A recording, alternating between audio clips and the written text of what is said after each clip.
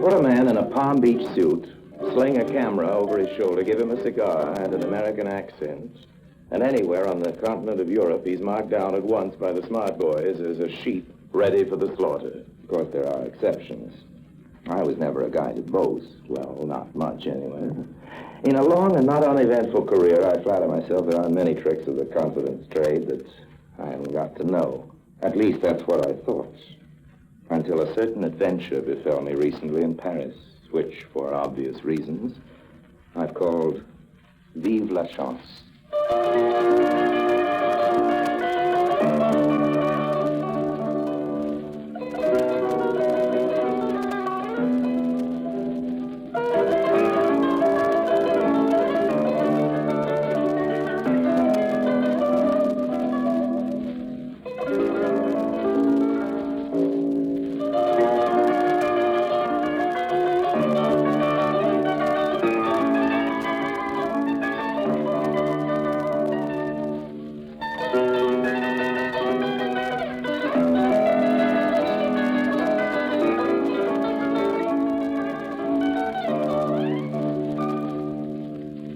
And now Orson Welles as Harry Lime, the third man, in today's story, Vive la Chance.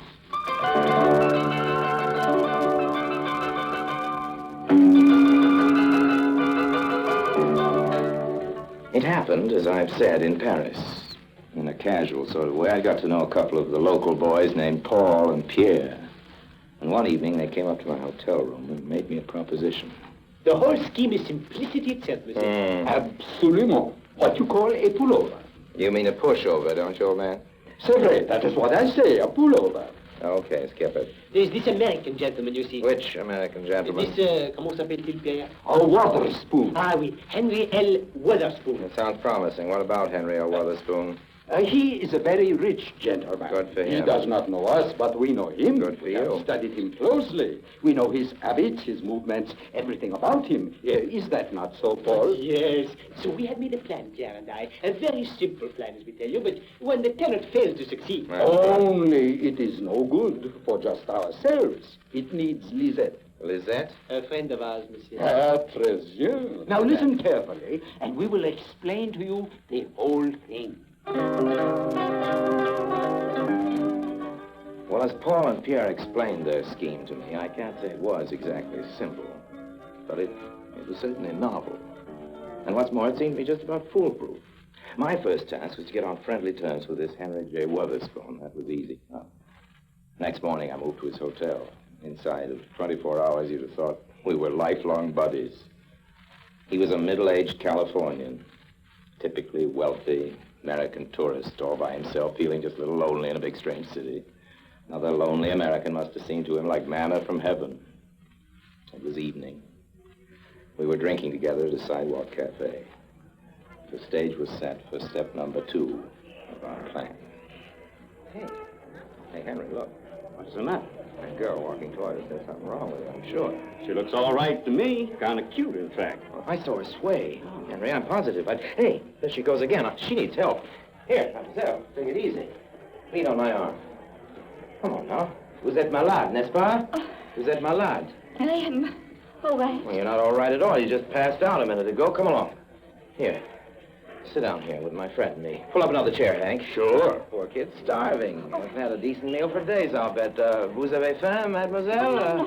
No. You can't kid us. What did you eat last? This morning? What did you have? Oh, some bread and There. Bread. And what else? some water. Bread and water. What did I say? No, don't cry. Don't cry. I'm so ashamed. No, snap out of it. We've all been broke at one time or another. Take her other arm, Henry. Hey, come on now. Let's go. Where to? Well, to find the biggest meal in Paris. Of course.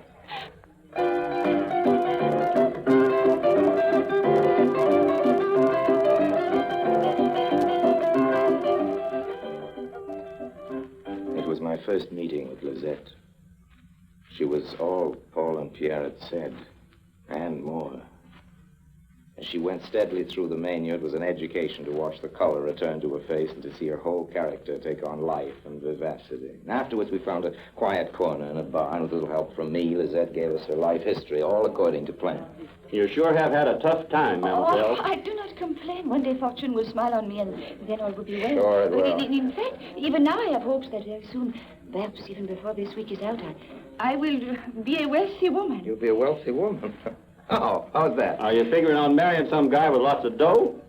Dough? Money. Oh, no, it is nothing like that. It is quite different. You see. Oh, but pardonnez-moi, I have already talked too much. I must not bother you with my personal... Oh, please, we're very interested, aren't we, Henry? Sure. Well, you see, 80 years ago, my family was very rich. They lived in a big house down the Bois in the woods outside Fontainebleau. Oh, yes, Then came la guerre. The war, yes. Which particular one was that? The Franco-Prussian War, honey? Oui. My great-grandfather was afraid the place would be... Oh, how you call it? Plundered by the Prussians. So, somewhere in the woods, he buried a great box full of golden louis. Really? And he drew a map where it was, and he hid the map in the false bottom of a jewel case. And he wrote to his son, my grandfather, a letter saying what he had done. I see. Then came the Prussians, and he was killed. Your great-grandfather's killed. Oui. Yes. My grandfather knew the money must be hidden somewhere, but he could never find was it. his What about the map? Well, that was the trouble, you see. He did not know about the map. Oh. Because he did not have the letter his father had written. Oh, consider the irony. Yes, my For goodness. years, there was the jewel case on his dressing table, and Yes. in it was the secret, and he did not know. Fancy that, Henry. What happened finally? Oh, my grandfather became an old man and died. That's There sad. was so little left, and my own father was poor. One by one, he had to sell the family treasures, and at last, he had to part with the jewel case. With the map still in it? Oh, c'est vrai, monsieur. Imagine. And then, one day, my father pressed by accident a wooden panel in the wall, and it opened, and... The wooden panel opened. Maybe. And there was the letter from my great-grandfather telling about the treasure and the map. But, of course, by then it was too late. The jewel Why? case was no more. Oh, of course, yes. For the rest of his life, my father tried to trace it, but without success. At last, he died in Oh, poverty. no, take it easy now. Don't take it so hard. He was so good and so kind. Oh, I'm sure he was. And this jewel case has never turned up since? Oh, but that is the whole point of the story, monsieur. It has. It has? Oh, It turned oui, up? I saw it today. Whereabouts? The flea market. You mean to say this jewel case is for sale in the flea market? Oui, monsieur. Well, then why didn't you buy... Oh, of course, you haven't got any money, have you? You're quite sure it's the same case? Oh, I would know it anywhere, monsieur. Besides, it is engraved on the lid the initials of my great-grandfather, A.T. Ambrose Tournay. It is the same case. There can be no mistake. Did you ask the price? Oh, no, I did not wish to seem curious for fear the man in the shop may become suspicious, but it is the same case. It should not be very dear. In the Rue Lafitte, near where I live, there is an old man who lends money, and tomorrow morning I shall beg of him 5,000 francs, and then I shall buy the case, and the fortune will be Yes, mine. but suppose he won't lend it, or suppose the case is more than what you think it'll be. I shall find the money somewhere. Mademoiselle, you found it right now. Here, 5,000 francs. There you are. Oh, but I couldn't dream. Oh, please. My hotel's at George Sank. You find me there anytime. Just ask for Harry Lime.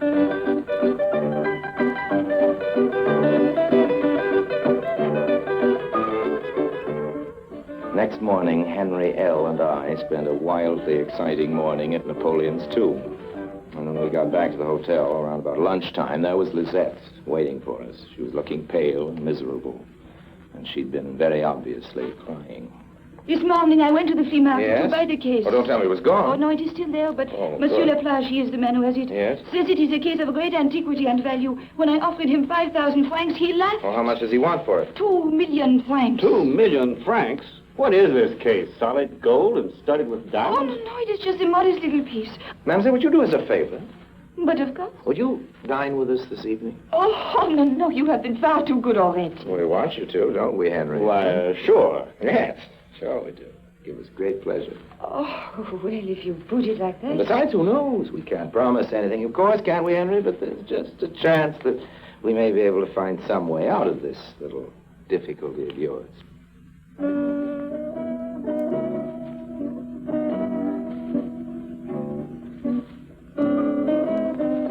After Lizette had gone, I put the proposition to Henry L. Between us, we'd buy the jewel case, 1 million francs each. And then, when the fortune was recovered, we'd split 50-50 with Lizette. I can't say Henry L. took the idea at first with what you describe exactly as wild enthusiasm, but then I hadn't expected he would. I don't know, Harry.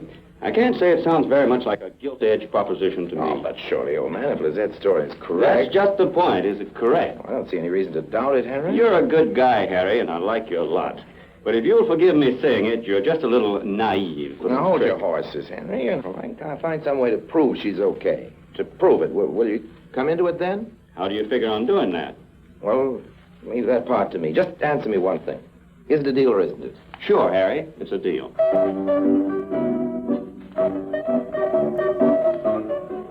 So far, our scheme was working 100%, and Henry L. was reacting exactly according to plan.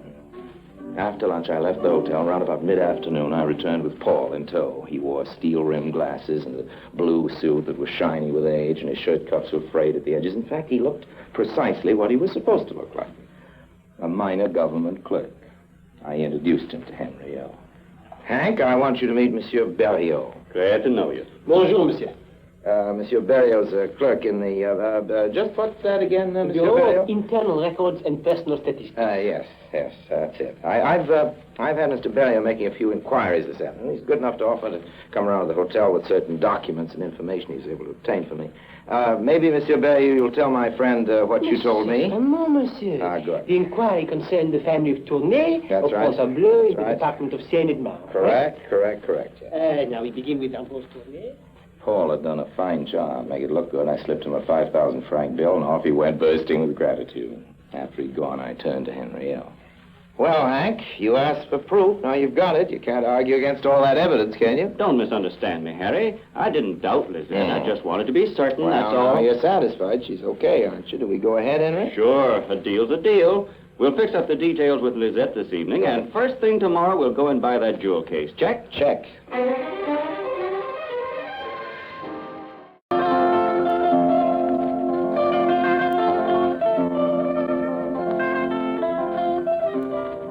That same evening, we put the proposition to Lizette. Henry L. and I were to find the money to buy the jewel case. When the map had been found and her great-grandfather's treasure recovered, we were to split the proceeds, half to us and half to her. Lizette was overcome with emotion, and the tears of gratitude she wept were genuine, even if nothing else about her was.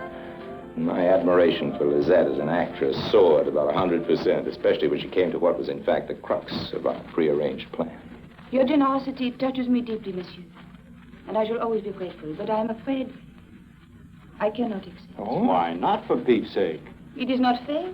It is asking too much. Oh, nonsense. I have not perhaps made it sufficiently clear just how great a gamble this is. 8 years is a long time. Oh, I know, And in that time, the jewel case has probably had many owners. Sure, like Lizette says, it's a gamble. But what the heck? You know the old saying back in the States, Harry, if you don't speculate, you won't accumulate. Then you think we ought to take a chance, Henry? Why, certainly.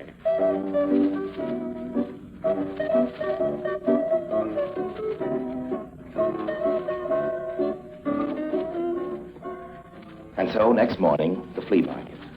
As arranged, Lizette stayed in a cab. Following her directions, we had no difficulty in finding Monsieur Laplage's stall.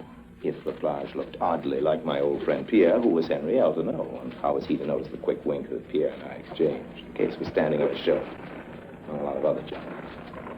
Henry L. I pretended not to notice it at first, and then after a while, he picked it up in an elaborately casual sort of way. What do you think of this old jewel case, Harry? Well, quite attractive in its way, I guess, Henry. I've got a sort of idea Millie might like it for a dressing table. Yeah? I'll give you 5,000 francs for it, monsieur. Please, you make the joke, yes? Okay, 6,000. I'm not a guy to haggle. Monsieur, I have spent my lifetime among articles of antiquity. You look at it. I am an expert, an authority. Many famous collectors have wished to buy that jewel case. They have offered much money for it. Then why haven't you sold it? Because they cannot pay the price I am obliged to ask. everybody says. They cannot pay 3 million francs. 3 million francs for a bit of junk like this? You must be crazy. I'll give you $1 million. 2.5 million.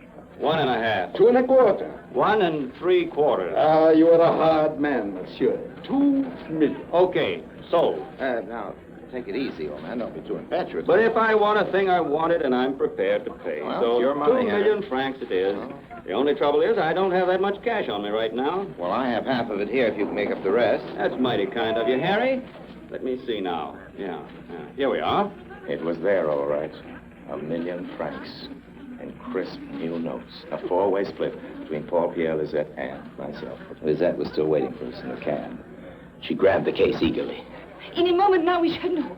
One of these rosebuds on this side is a spring that releases the false bottom. Well, try it. Come on. No. Try the other this one. Oh, There. Look, monsieur. You're right, Up, Lisette. you see? Look, there's a sheet of paper. Yeah, piece of paper. It must be a map. Open it up and read it, I'm so Lisette. excited. My fingers are hard. I'm kind of excited myself. There it is. Oh, it is the map. This is terrific. Let's Certainly take is. a look.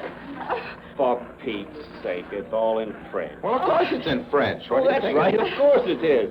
Can you read it, Lisette? Oh, but yes, it is very simple. What's it say? Yeah, well, tell us what it's... Stand facing north at Yeah. the northeast corner North of the at the outer northeast wall. corner. Outer wall of The what? outer Outer wall of wall. my great-grandfather's property at Fontainebleau, I suppose. Sure, that'd be it. At Go on, a Lisette. distance of 55 paces, there is a chestnut A tree. chestnut. I sure hope it's still there. 2 meters north of the tree, D. Go on. Well, that is all. Except for the initials AT, my great-grandfather's Oh, initials. that's good enough for me. Come on, let's go.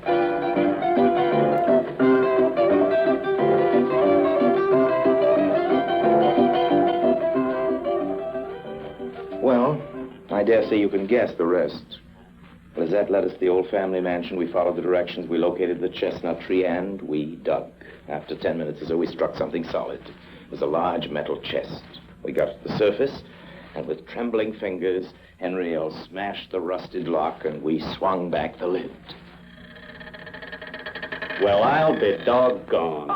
Empty. Oh, no, it can't be. It's empty, all right. Well, not quite. What do you make of this, Lisette? Oh, to me it looks like a brass button of the sort that soldiers wear on their That's tunics. right. That's exactly what it is. Oh, there is on it a crest, a double eagle. You realize what that means, don't you? Well, no. That means some Prussian soldier must have beaten us to it some Oh. 80 years ago. I can't believe Now, it. there's the evidence, Oh, old man. this is terrible.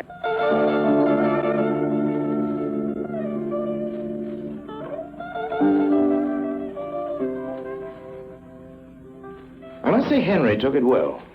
No silly nonsense, no recriminations, and above all, not the slightest suspicion, as far as I could see anyway, that he'd been gypped.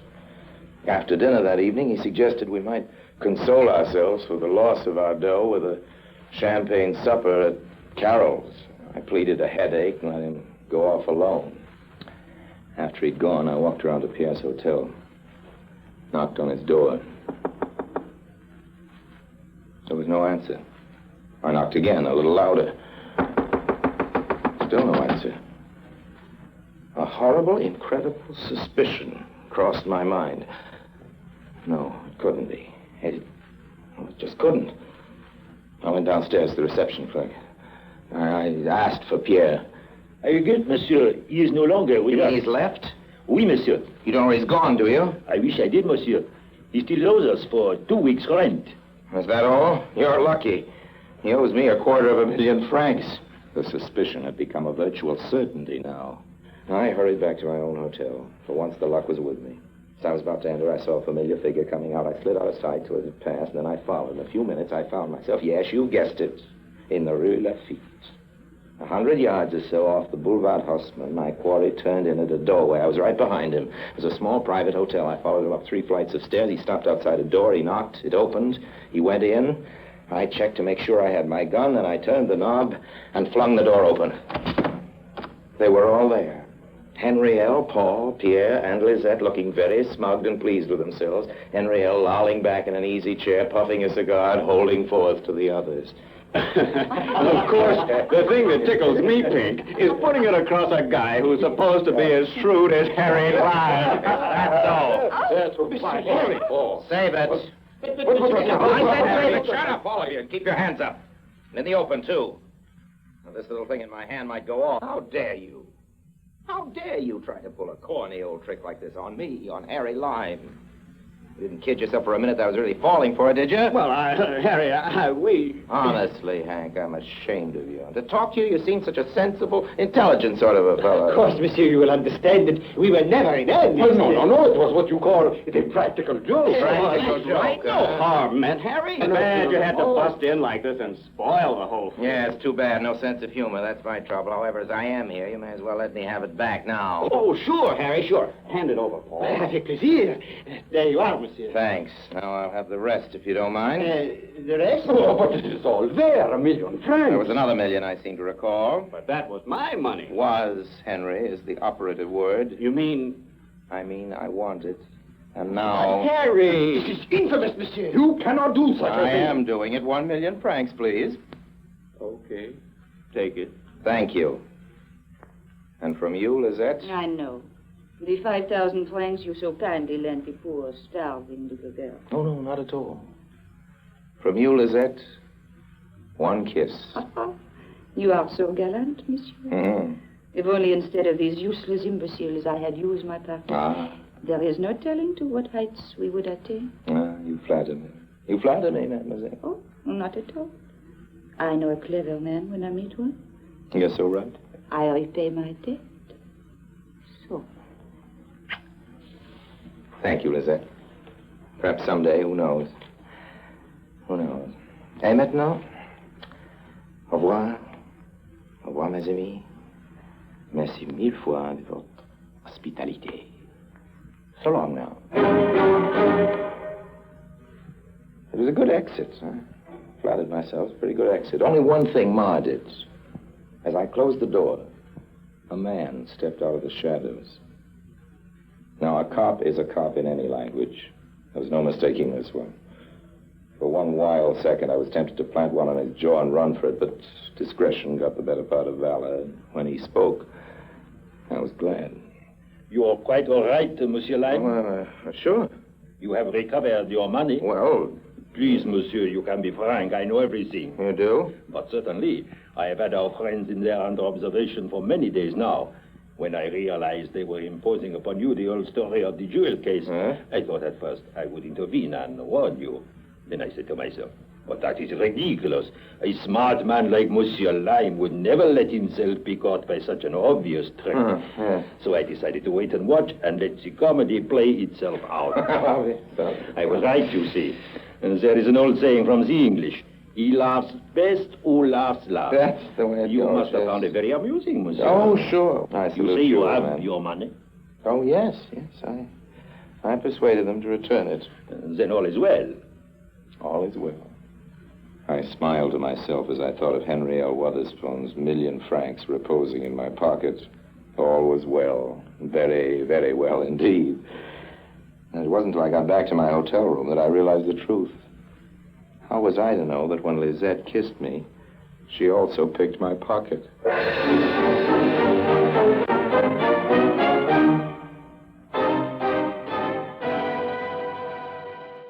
I always say honesty is the best policy. That's what I always say. Don't necessarily mean it. You take gambling, for instance. As W.C. Fields used to put it, you can't cheat an honest man, which probably accounts for the trouble I have with cheats. Still, it doesn't stop me from gambling or dishonesty, for when in Rome, do the Romans or they'll do you. And when in France, say, as the French always say, vive la chance. So long now.